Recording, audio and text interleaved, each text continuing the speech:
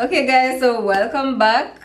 In the last episode, we were talking with Stacey, and she was telling us a bit about how she grew up, and now we're at the section where she's gonna be telling us about when she migrated to England. So, Stacey, so you migrated to England to be with the advantage of an gentleman, opportunity. yes, to be with the gentleman and to, like you said, attend nursing school. However, Yes. when we got there, he was saying that he thought nursing school would have been free, but they were saying I had to pay like £5,000, and he was saying that's a lot of money and all that. So I ended up enrolling in college, did my A levels in college, but shortly thereafter, I ended up pregnant.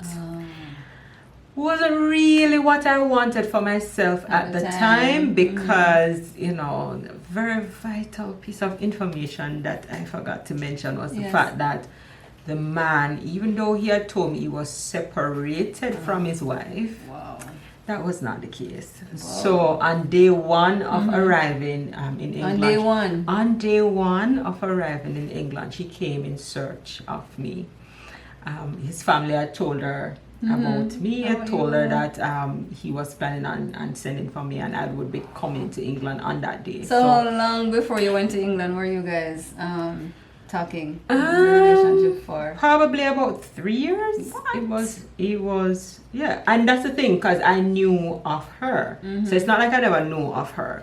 But then there was a picture that was painted to say that they're no longer together, but that was not the truth. And at that time you were how old?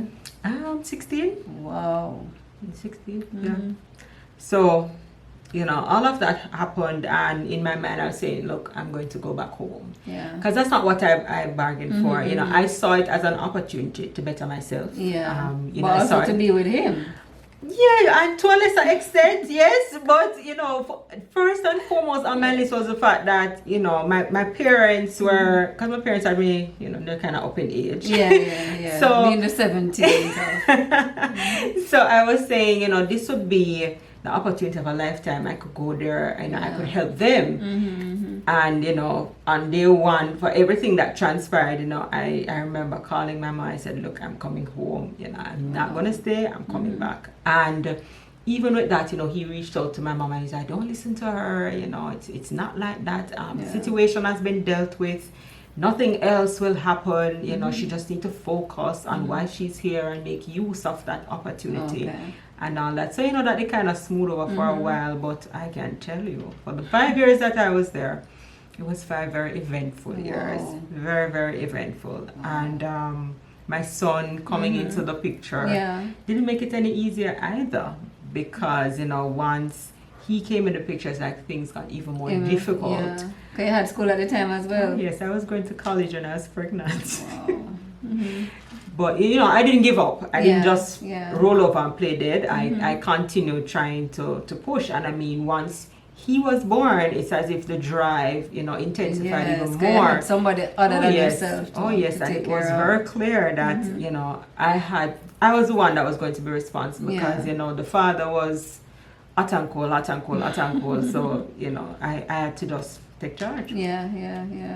And so your son came, right? And you finished college. And then after college, what did you do? After college, I started job hunting.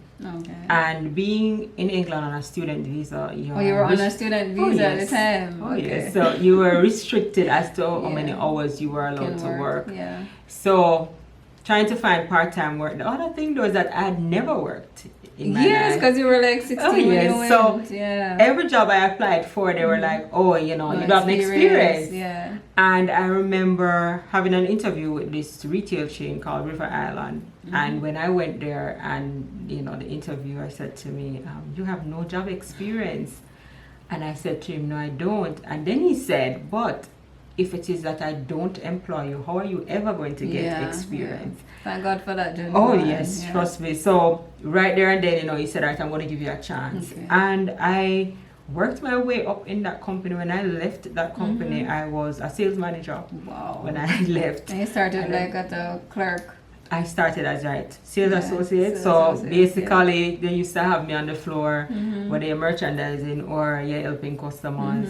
Or you standing at the front of the store, welcoming them as they come in. That was pretty much my duty when I started. And what did you study in college? Was it just the A levels that you went for? It's just the A levels that I did. After doing those, I kind of went back and then I did like some short courses.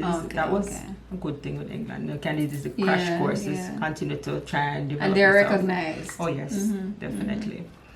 And that was pretty much where it started. With River Island, worked my way up. I think I did 3 years there, and unfortunately had to make a quick departure because the gentleman's wife, she made a phone call to them to say that I was working full time and I was not supposed to be working full time, and that kind of opened up another can of worms. So I said to myself, look, before it goes any further, I'm just going to before you're deported. I'm just going to just resign, and that was that. Once I left River Island, though, I sat at home for 2 months, expecting this man to take care of my bills, because by this time I was doing everything for myself. But they were still in a relationship. The fact that she could come in and do something like that. Yes. The whole direction of the relationship changed because I went there on the premise that he and I were going to be together. That never happened. Ever. Because he lived with her. Okay, I lived separately. Wow. That sounds like a movie. Oh God, lifetime. But so you're home for 2 months. 2 months, and this was the one time that he had the responsibility to do take care of the bills, and once again he failed. He failed.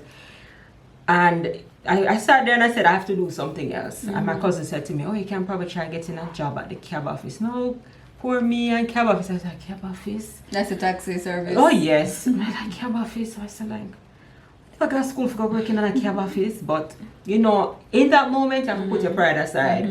And it was all about survival. It was about doing what I needed to do to ensure that I could take care of my son, because really and truly I couldn't rely on his father. So I went and I started doing the job in the cab office. But while doing that, like every day I'm there and you're just going through the motion because I'm saying this is not for me, this is not for me, this is not for me. And then after a while I just decided to myself to say, you know what, I'm going to go back home. And once I brought that to the fore, like, my cousin, everybody said, no, they're Jamaica, we got Jamaica could do. And, even then I was saying, if I was in this position in Jamaica, I'd feel better. But you'd probably have more support. I was thinking to myself, no, I can't do this anymore. So by this time, my passport was at the Home Office because I'd sent off to get another extension of the visa. And I called them up and I said to them, I want to go home. How can I go about it? And they said to me, do you book a flight? I was like, no. But even before that, I was saying, to my sons that I want to leave. And, he kept promising to say, okay, yes, he's going to purchase a ticket and this and that. But, it was just not happening. It was a good thing that you had your passport. Well, I never had it. The Home Office had it. But, I called them up and I said to them, like, I want to go home. How can I go about it? And they said, have you booked a flight? I was like, no, not yet. And it's like, okay, well, you can book the flight and then let us know. And I was like, to be honest, I don't have the money to book. And he said, we can pay for your flight. The Home Office said that? Oh, yes. They said, we can pay for your flight. And I was like, really? And you're like, what, 21 at that time? Yes, pretty much. And that's how it went, my son didn't have a passport at the time because they were saying that even though he was born in England, it's status of the mother, and I wasn't a British citizen. So, and the father and I were married, so he couldn't have, So they said, okay, they're going to take me to the High Commission, the Jamaican High Commission, to get a travel document for my son. Now, the lawyer that had submitted my documents, when I said to them, look, I made a phone call, I'm requesting to go home, and they were like, no, they're going to come and deport you, you need to leave the house, no, they're going to deport you. And like in that moment, and I got froze, and I was like, okay, did I make the right decision? You came freely and then headed back as I'm like, what's going on here? And you know, when the immigration officers came to take me to get the documents from it, they were at the door and they were knocking and I was like, okay, my God, do I answer? What do I do? Because remember the lawyer telling me to run. Yeah. And I'm saying, if they're telling me to run, then, you know, should I actually just run? Right. And, you know, after a while, like I prayed about it and I just went downstairs and I opened the door and the guy started to laugh and he said, you know, I was just saying to my colleague that if you know you're going to run and hide, you should have told me because I would have gone for lunch, you know.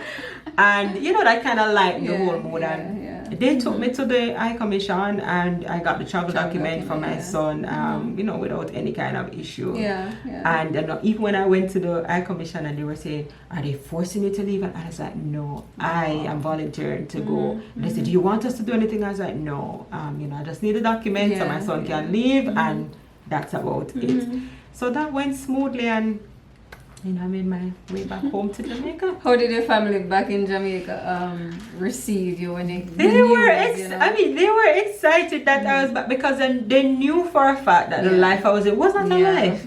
You know, it was just constant stress. I mean, when I found out that I had migraine issues was while I was there. You know, I didn't have those issues before.